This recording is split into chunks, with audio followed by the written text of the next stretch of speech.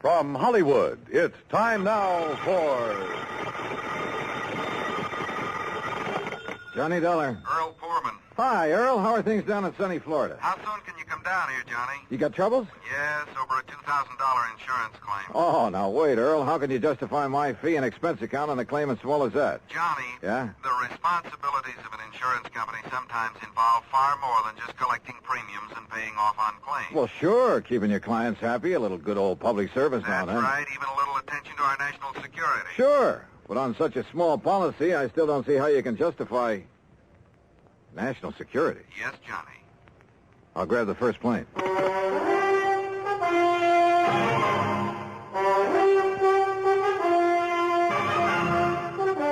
Bob Bailey in the exciting adventures of the man with the action-packed expense account, America's fabulous freelance insurance investigator. Yours truly, Johnny Dollar. And now, Act One of yours truly, Johnny Dollar.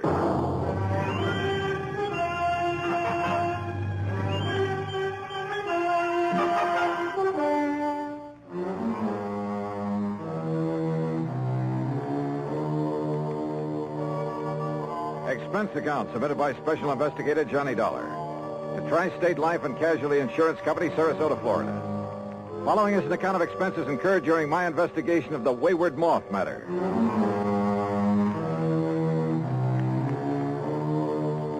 Expense account item 19620, plane fare and incidentals, Hartford, Connecticut to Sarasota, Florida. There I was met at the airport by my old friend and fishing pal, Earl Foreman, and we drove on into town. You, like my new car, Johnny? When aren't you driving a new car? Well, now let's get down to Electric windows, power seat, air conditioning? Yeah, sure. Look, you said something about national security in connection with this insurance claim. Yes, Johnny, I did. Well, explain yourself. Well, that's the trouble. I can't. You mean to say you had me fly all the way down here? Now, wait, Johnny. Or was it just some trick to inveigle me into fishing, huh? Is that it?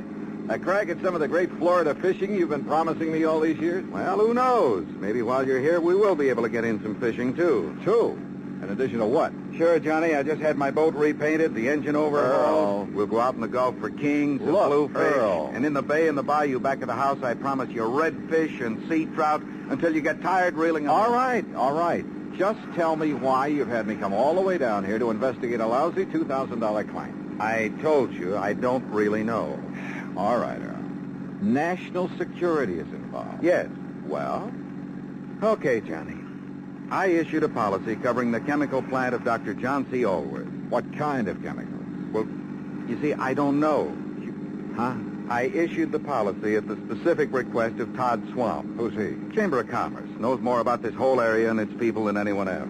Well, surely you've seen this chemical lab. No, I haven't. You what? As a matter of fact, its exact location is a complete secret. Oh, now look, Earl, if you've issued a policy, if you're ready to pay off a claim, but if you haven't seen... Look, how do you know a couple of $1,000s worth of damage occurred? I've taken Todd Swamp's word for it. I trust him implicitly. Well, this is the doggone this...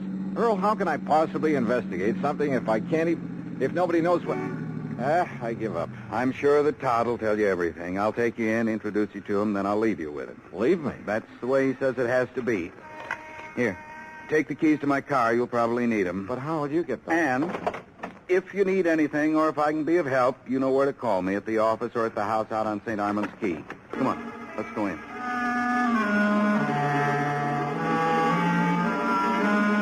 Todd Swam is a young, pleasant, aggressive sort of chap. Serious, alert, perceptive. He thanked Earl for bringing me, then led me alone into his private office.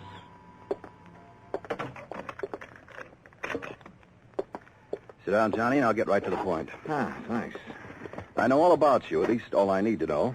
Not only from Earl Poorman, but from a lot of the cases you've handled. Well, then you went up on me. I also know that on occasion you've handled security matters, worked hand in glove with the FBI and so on. So? All right. My job here is not only to promote Sarasota, tell the world what a nice place it is to live, nice people, good homes, ideal climate. Great fishing? Yes, fishing, boating, just about everything. Okay, I'm sold. But what about this Dr. John Allworth? My job is also to be of whatever service I can to the people of the city. All right. Dr. Allworth has lived here for years. Chemist, retired. Until recently, that is. Well, go on.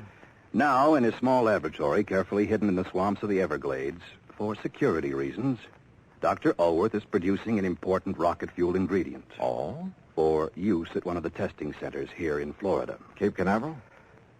He and his assistant work entirely alone, for obvious reasons. Look, Earl says there's been some damage at his place. That's why I asked him to have you come down. But only here. a couple of $1,000 worth. That is beside the point, Johnny.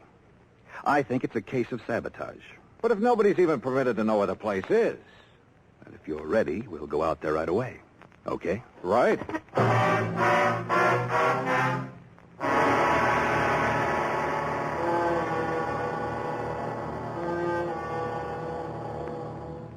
Act two of yours truly, Johnny Dollar, in a moment.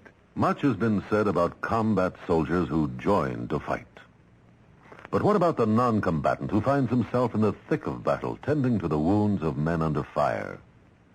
In May 1945, World War II had only a few months to run in the Pacific area. But on Okinawa, fighting was still at its fiercest. No man dared relax for an instant. Fearlessly braving the fury and fire of enemy artillery, mortars, and machine guns, United States Naval Hospital apprentice Robert E. Bush was constantly on the move, administering blood plasma and treating the wounds of United States Marines. Despite the murderous barrage and savage counterattack of the enemy, Robert Bush went at his work without a thought of his own danger. As he was giving blood plasma to a wounded officer on perilously exposed ground, Bush fought with pistol and carbine against the enemy attack until all his ammunition was gone. He then used his weapons as clubs. Disregarding his own wounds and the loss of an eye, Bush continued his heroic resistance while protecting and treating his patient until the enemy was routed. He then refused all treatment for himself until the wounded man was removed from the field of battle. Naval Hospital apprentice Robert Bush might have left the scene of battle instead of earning the Medal of Honor, but he didn't. His personal code of conduct meant the responsibility of doing the best he could with the job to be done. And now, Act two of yours truly, Johnny Dollar, and the Wayward Moth matter.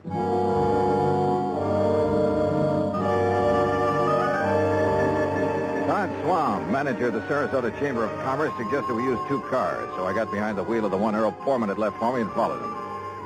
We drove south on Highway 41 through Fort Myers, then swung left on Route 82 into the Everglades, and finally into the Big Cypress Swamp Country. A few miles further south, I'm not permitted to say how many, we left the main road for a pair of wagon tracks leading into the swampy jungle. We stopped in a little clearing.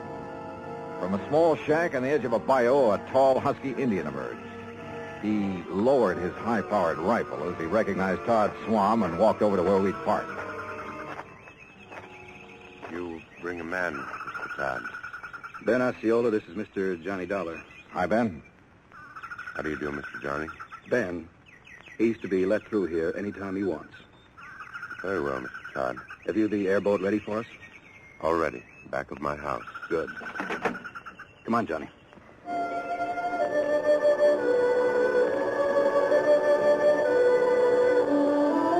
The airboat parked on the edge of a bayou back of Ben Osceola's shack was an aluminum hull about 12 foot long, square across the bow instead of pointed.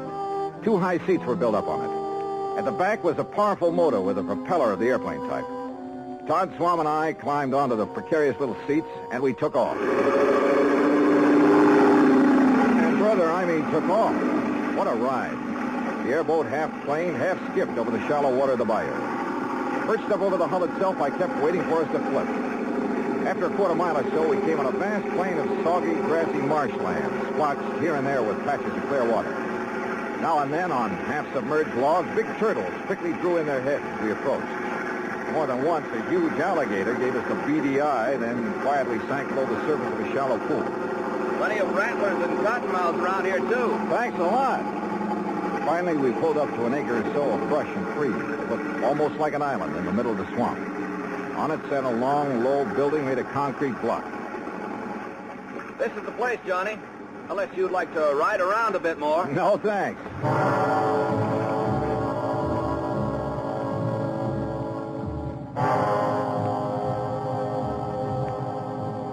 Todd Swam got the introductions over in a hurry. Dr. Allworth, a short, wiry old man with sharp features and a shock of white hair, led us into the laboratory building.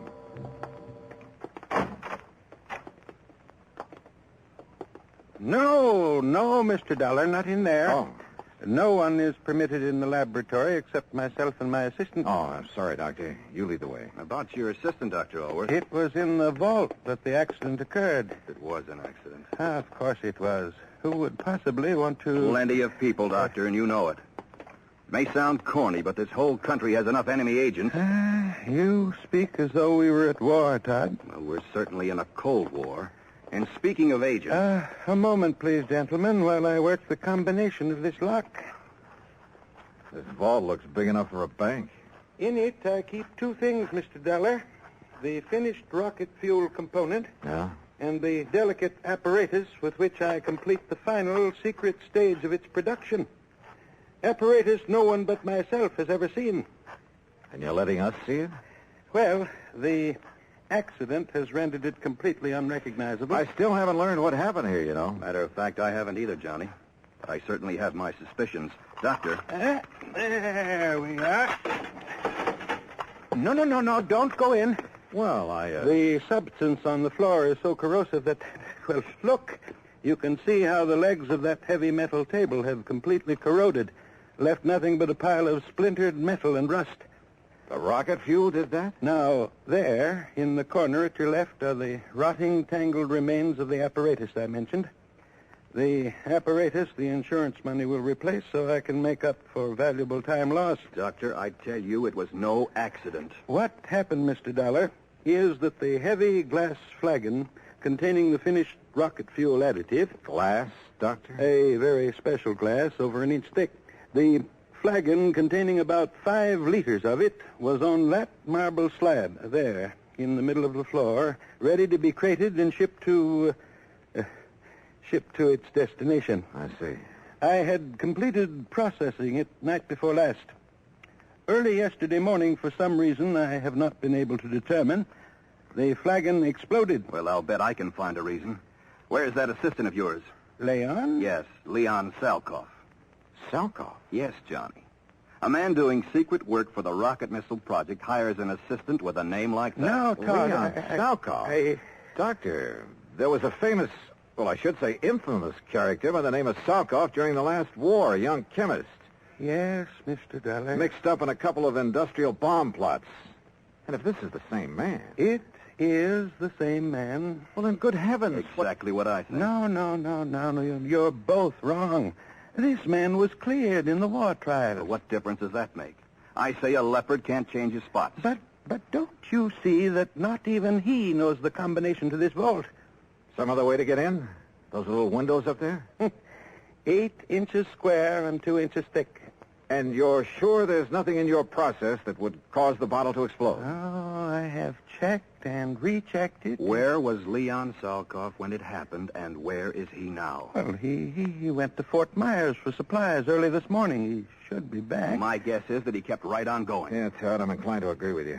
Because, Doctor, if what you've told us is true, well, somehow, someone must have got to this stuff. How high are those little windows above the ground outside? Oh, about 5 feet. Then a gun, perhaps, aimed in through a window. But they are all in place and unbroken.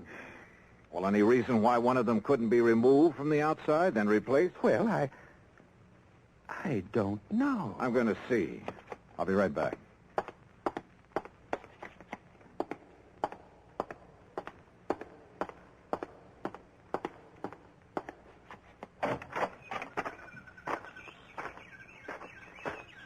Stop!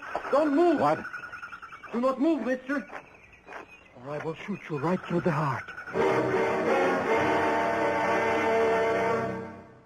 Act 3 of yours truly, Johnny Dollar, in a moment. Our flag now numbers 50 stars, and behind each star there stands yet another flag representing one of the 50 states. Nebraska's state flag is a reproduction of the state's great seal in gold and silver on a field of blue. Within the circle of gold is a steamboat ascending the Missouri River, representing trade and commerce. The mechanical arts and industriousness are represented by a smith with hammer and anvil, agriculture by a settler's cabin with sheaves of wheat and stalks of growing corn. In the background, a long train heads toward the Rocky Mountains.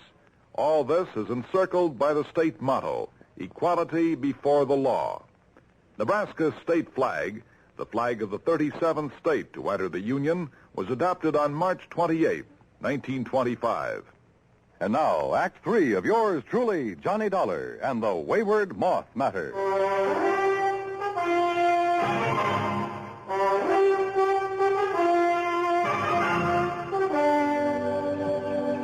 Put your hands above your head, mister. Now, wait. One move and I will pull this trigger. Who are you? I will ask the questions. What are you doing here? Where is Dr. Elwood? Answer me. Or so help me, I will shoot you down. Mr. Dollar! Mr. Dollar, did you find anything? Doctor! Stay there, Doctor. There's a man out here with a gun. What's that? No, don't come out here. Leon, no, that's Mr. Dollar. What? Johnny Dollar, insurance investigator, to arrange the payment of our claim. You're sure, Doctor? Of course I'm sure. Well, I recognized him at the Swan Scar at the shack of the Indian. But when I saw the other car, well, I was worried about you. No, it's all right. He's here to help us. Salkoff. So you finally decided to come back. Mr. Sloan, What took you so long, Leon? all the way into Fort Myers this morning, I puzzled over how the flagon could possibly have exploded in the vault. You found the answer? Or have you known it all along, Salkoff? I do not understand, Mr. Dollar. I think I do, Johnny. I thought so from the first. I've heard about you, Salkoff, about some of your activities during the last war. I pray that heaven will forgive me for what I have forced to do in that conflict, Mr. Dollar. Forced? It is my hope that by serving this wonderful country that has given me refuge, in some way I can make up for the terrible things I was compelled to do for the men who sought to rule the world. Now, that's a very pretty speech. Oh, it's true, Mr. Dollar. You've only to consult the records of the war trial. I may take a look at those records before I'm through with this case. I humbly beg you to do so. You still haven't told us where you've been all day, Leon. I tried to figure out how the explosion could possibly have occurred. So I telephoned one of our contacts. Contacts? The glass company that has furnished us with the heavy flagon. But there is no way the additive could have caused them to disintegrate. Disintegrate? No, Doctor. Where the flagon had stood, we found a pile of granulated glass. The flagon had completely crystallized. Oh, but even so, Wait. Of course. Of course. By some means, a critical... Exactly. A critical... The formula for the glass that I obtained from the glassworks indicated the possibility. Would you gentlemen mind telling us what this is all about? Mr. Dollar, I believe Leon has found the answer. Well, if he has, I'll take back a lot of the things I've said and thought about him. Of course, we can't be sure until we've proved it. It means waiting until morning. Oh, great. Meantime, we have a lot of work to do.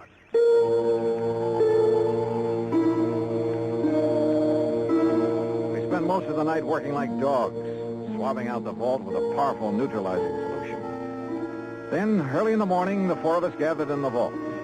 A flagon, like the first one, was placed on the marble slab in the middle of the floor. We sat around and waited. A long time. Then I noticed something. The rays of the sun, coming through one of the tiny, thick windows. The light was focused, as though through a magnifying glass. Slowly, the powerful searing pinpoint of light worked its way over to the flagon. Dr. Alworth rose and held a piece of paper where the rays converged. It burst into flame. There! Now you can see the tremendous heat generated at this point. Yes, and on the flagon itself. Exactly. The tempered thick glass wall of the bottle, tempered perhaps to a highly critical degree. But to crystallize, Doctor, the way the other one did? Leon, I still don't believe it. Well, many things will cause glass to crystallize. Vibrations of many kinds. You've heard, I'm sure, of the tenor who shatters a goblet by the power, the vibrations of his voice. But light vibrations? Oh, Doctor. Of course, it should have occurred by now. If it's going to at all. Oh, the temperature of that bottle must be terrific. The pressure building up in the glass itself. I don't understand. Still, the angle of the sun is slightly different each day. Or an imperceptible flaw in the one that exploded. Oh, sure. Well, perhaps the other had some outside stimulus to act as a trigger. A sudden draft, perhaps. Oh, any little thing. Excuses, Leon. You're stalling. You said the other bottle was in here alone. The door's closed, only it wasn't because you exploded that thing. I don't know how, but you did it. And if that isn't sabotage... God. Come on, Johnny. This gag has been carried far enough. Look! Look! I saw it, too. A tiny moth, attracted by the blazing spot of light on the side of the flagon, where the focus rays of the sun converged. The moth circled, flew past it, almost brushing it with his wings. We waited. He circled again. Again. Then dove at it.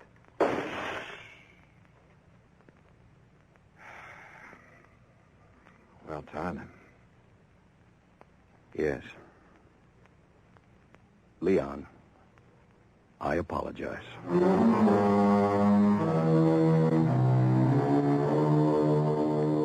Yeah. A tiny moth triggered the reaction that disintegrated, that crystallized that bottle into a million tiny grains like sand. And simply because of the difference in temperature of his little body. Seems impossible, but it happened. Expense account total, including the trip back to Hartford, $204 even. Remarks? Pay up this claim in a hurry, will you? The more help we can give to people like Dr. Alworth and Leon Salkoff, the better. Yours truly, Johnny Dollar.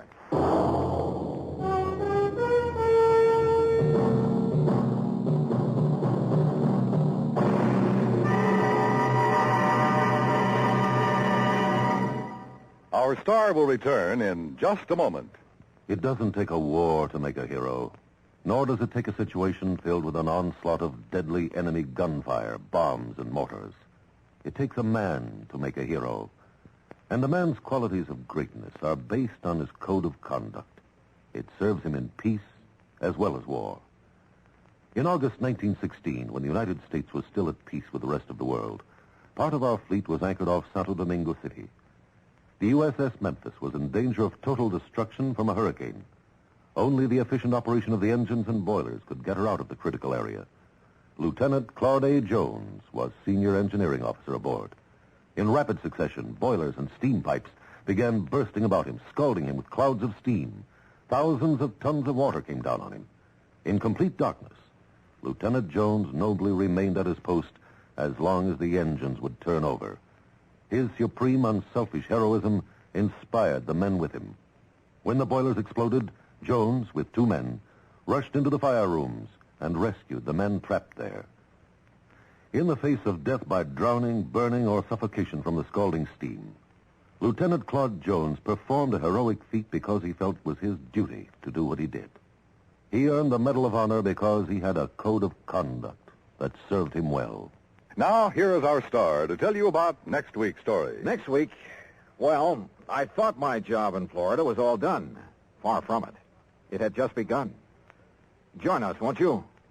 Yours truly, Johnny Dollar.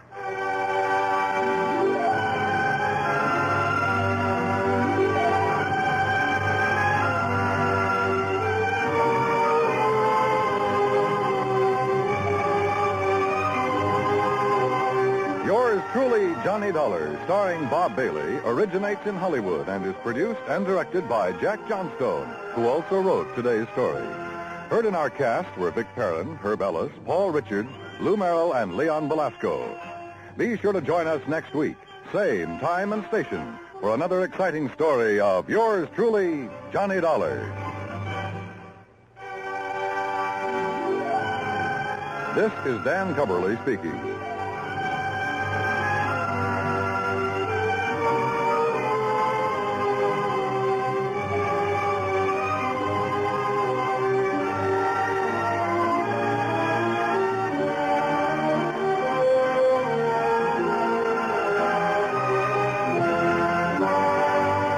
United States Armed Forces Radio and Television Service.